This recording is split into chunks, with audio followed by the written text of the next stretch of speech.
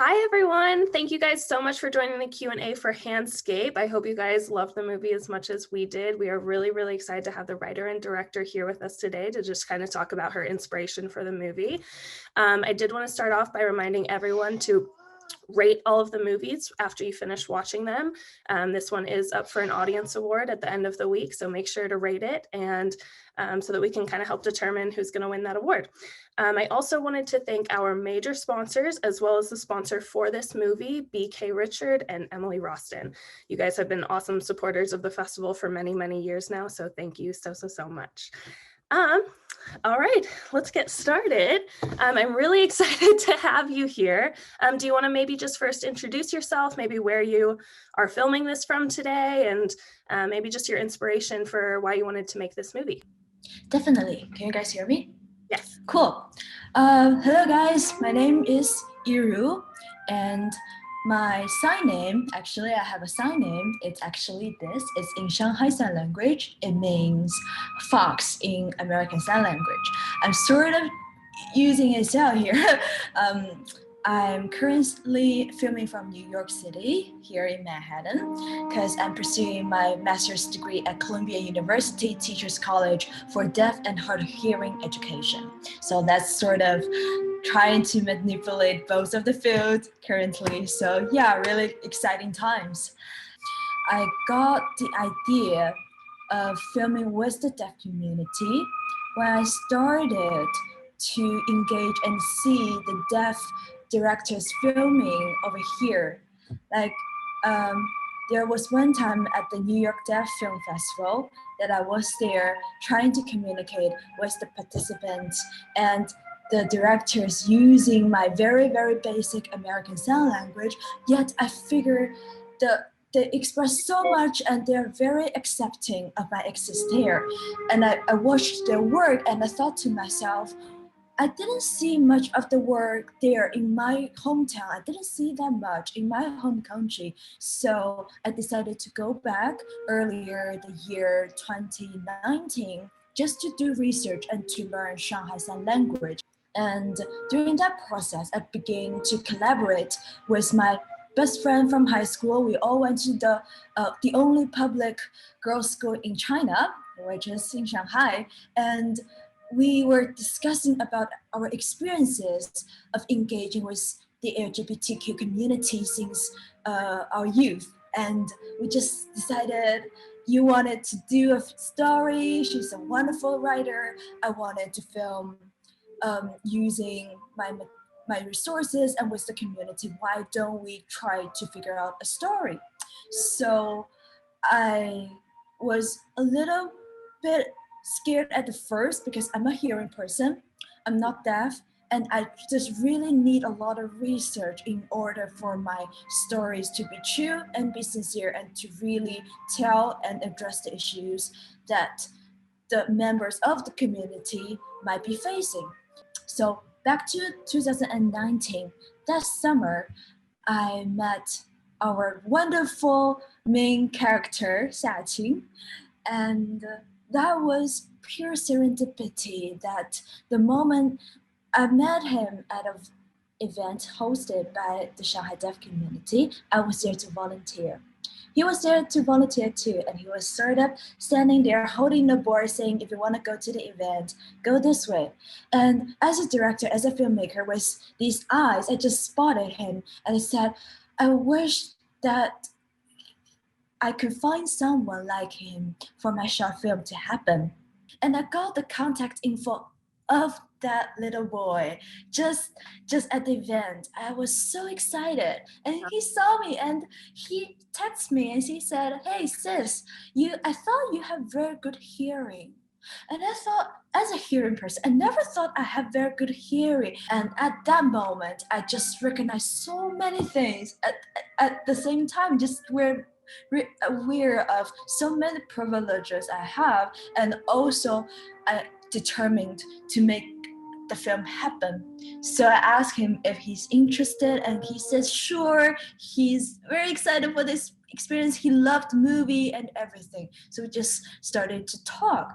And before that, me and my writer my co-writer would just, have this fishbone of the story, and we sort of not knowing how to make it more full and make it embodied. And after I found him, it's sort of like giving our communication, his insights, and inspired me to put the flesh and the blood onto this fishbone, and we sort of beginning to have this film. I think that's the power. That's just the power of the medium of film. That's just it. Totally. Yeah. No, totally agree. I think, what makes movies so amazing is being able to hear all these different stories, and just being able to see things from a different perspective and learn. And, I think one thing that, maybe is a misconception is both with dance and with sign language is I feel like I can't get the emotion across. I feel like I can't, like, how do you get emotion across whenever you're just using your hands? But you see the scene of him and his mom kind of fighting, and you really feel that. Like, you can hear the hard breathing and just like the anger and all of that. Exactly. I know what scene you're talking about, because that was sort of the thing that stuck with me the most, because after that I was like, that was a good take, but are you all right? I communicated like, okay. And he's like, I feel like I became one with the character that you created.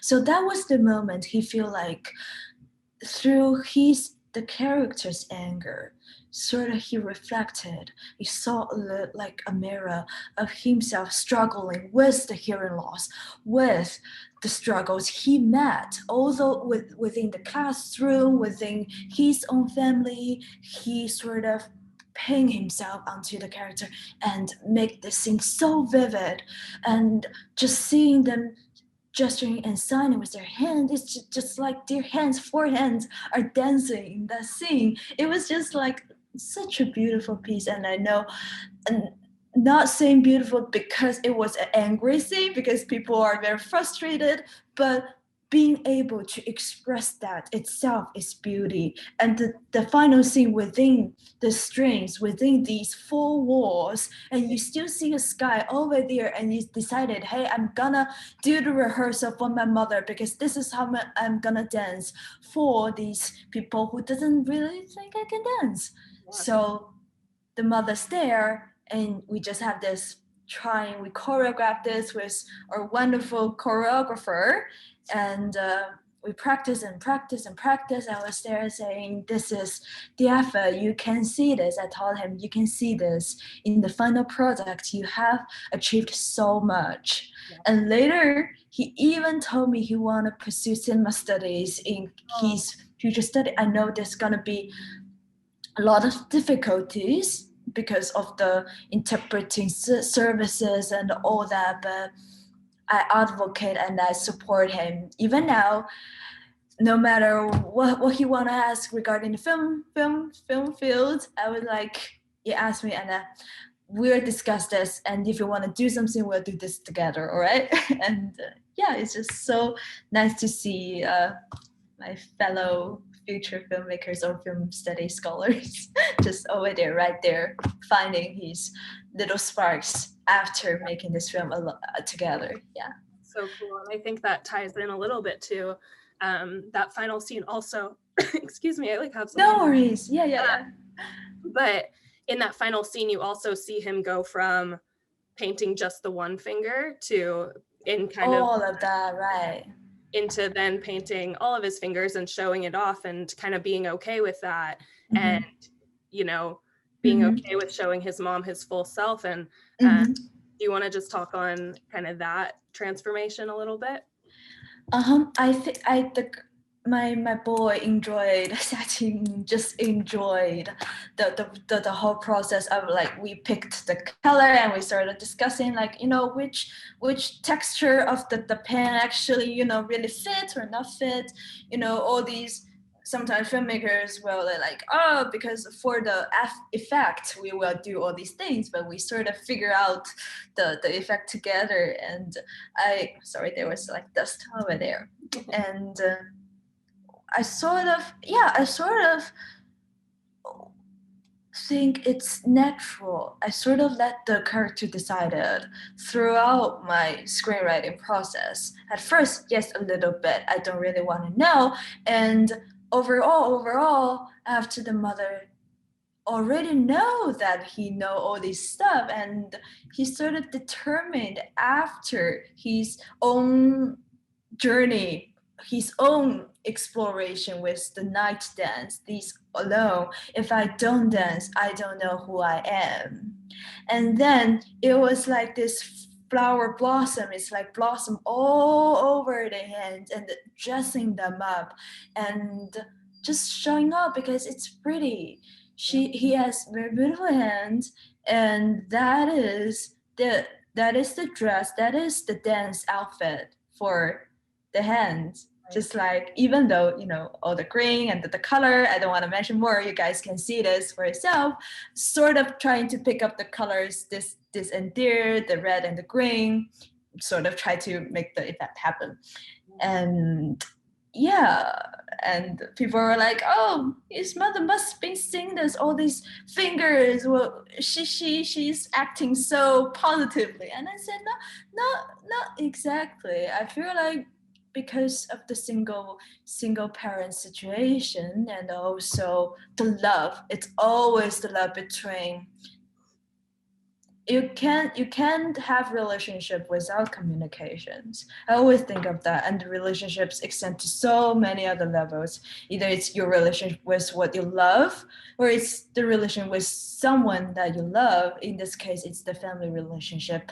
And in the end, you always try to communicate in many different ways. So for Xiaoqing, he communicated in a way of dancing, like the body gestures. And for that, maybe the mother is mesmerized. Maybe after a little this piece of joy, the reality will sink in, and they will find much more difficulty and struggle to face, because it is already hard for a deaf person to find good jobs, to have very good academic achievements.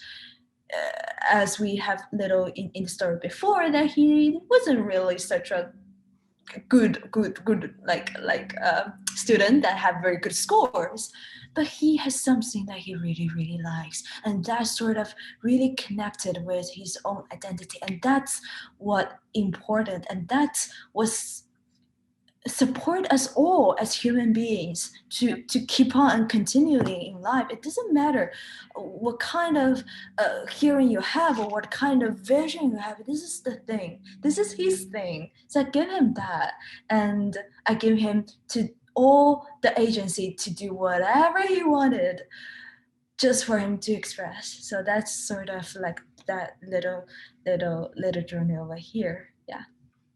That's so cool.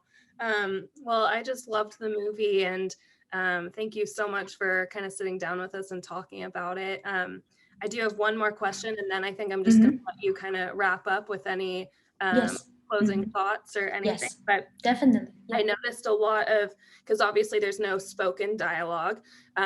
So very few. very, Like, yes, yeah. But so I noticed a lot of using like normal props and normal everyday things to kind of create that that music kind of. There was the microwave and like the ticking clock and water dripping from the fountain and all that kind of stuff to kind of make this like melodic kind of rhythm. So I'm wondering if that was super purposeful or just kind of those started getting picked up and you went with it. Or I had to say that I'm a quite sensitive child. Overall, I'm just a quite sensitive child. I'm very sensitive to all the sounds, to all the visuals. And I think that's what makes me feel like I could be a filmmaker at the very beginning, at my very first few years at there. And before this film, I had my experiment film workshop there in Paris. actually. And I tried to engage the actors into using international signs. Even though I was just starting to learn American Sign Language, but I know there are international signs. It's not like a language system, but there are signs that you communicate universally. So I try to say whether you can make a whole film without saying anything, like no dialogue at all, just little pieces of sound effects and gestures, if you can tell the whole story, and I made that as my experiment. But in this film, I filmed this in my childhood grandparents' house, and sort of a lot of things I tucked in my feelings and my struggles as a very sensitive child when I'm little. And I think to make it's not only for the purpose of the budget and everything, I just feel like that is the thing that I remember vividly, and I believe in it. You have to believe in it in order to make other people believe in it. So I believe in the environment and the objects I'm using, and I know they're true. They're real. And after discussing with my deaf friends and within the deaf community, they will tell me this is how deaf people live their life. I actually went to their house and say, oh, this is how they position stuff, and and how they're gonna see each other clearly. This is how I sort of do the art direction later, regardless of the color and the sound. And the sound perspective, it's always, I know it's gonna be a silent, more or less of a silent film, but how are you gonna engage with the hearing audience most of the time? And know as hearing persons, we get so much information from the sound. But this is also a film about them people, how they communicate. So you can't just focus on their face and not see their other gestures, because you have to see them in order to know. So it's more like if you hear this, you see this at the same time. It's like you're gonna be fair to all the members. You hear it, you see it. It's just gonna stay that way. It's all about the equality in the information in a way, and you can do this, and the film has the power to do this in the visual medium, not like the podcast form, which they have all these information and you can just close your eye and imagine. And here we put the imagination in front of you and say, I created this scene and I want you to be lost in it for a while, and then you go back and to reflect and think about the film. That's it. That's so cool. Well, thank you so much for joining us today. Thank you. Do you have any closing thoughts about just anything, or how people can stay connected with you or follow you or connected with upcoming projects? Actually, there is. I've been communicating very closely and with the different communities and the people who advocate for accessibility there in China. And we were discussing making short documentaries and even little short narrative films addressing their needs in China. Even though I'm still here pursuing my degree, there is gonna be feature films.